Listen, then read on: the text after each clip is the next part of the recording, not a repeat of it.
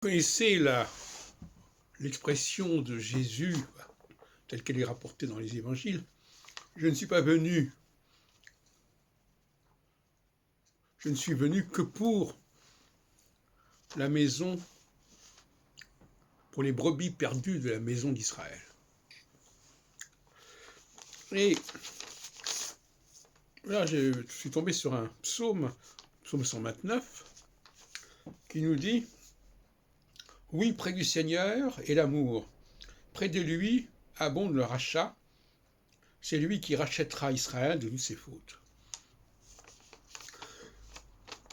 Et ça, c'est dans les psaumes, qu'on généralement on attribue à David. Et ces deux textes, je suis venu pour les brebis perdues d'Israël, et ce texte, c'est lui qui rachètera Israël de toutes ses fautes, à mon avis, sont liés. Mais ce qui nous intéresse ici, ce qui nous intrigue, c'est que cela figure dans, justement, le volume des psaumes, qui n'est pas toujours consacré à cette question d'Israël. Bien que j'en ai fait une recension il n'y a pas longtemps, que vous pouvez trouver sur notre site nofim.blog.fr.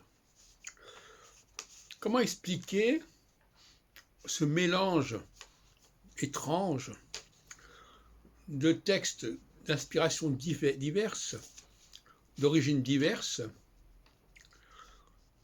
au sein d'un même ensemble?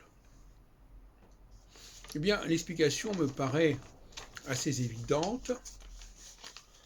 C'est un recueil de documents qui aura été réuni très tardivement par des gens qui étaient très éloignés des problématiques des périodes antérieures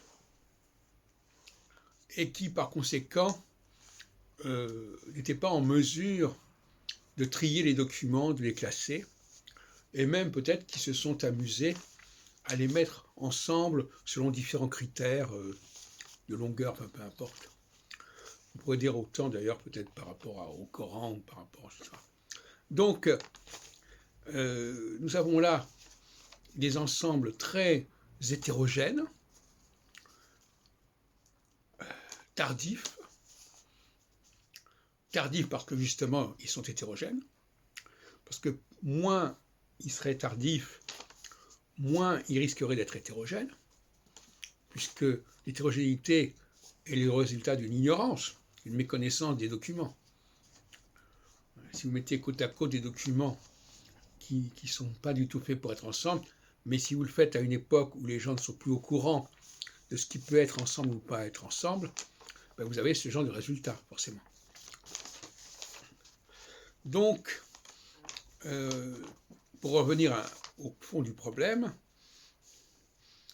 le rachat des fautes, pour le royaume d'Israël, la mauvaise conscience des Israélites, c'est la sécession par rapport au royaume de Salomon et l'instauration d'un culte qui, tout en étant adressé au même Dieu, si on peut dire, était sous des formes insupportables, notamment le fameux veau d'or dont on parle dans le livre de l'Exode, et ce sont des veaux qui marquaient les limites du royaume d'Israël, tant au nord qu'au sud. Alors, quand le christianisme nous parle que que les gens qui écoutent les chrétiens sont des pécheurs qui doivent racheter leurs fautes, eh bien, il est totalement en phase avec le psaume 129. C'est lui qui rachètera Israël de toutes ses fautes. Et l'utilisation du mot Israël ici doit être comprise comme dans la bouche de Jésus, en fait, au départ, à savoir les gens du royaume du Nord, qu'il appelle les brebis perdues. Qu'est-ce que c'est que quelqu'un de perdu? C'est quelqu'un qui a commis des fautes impardonnables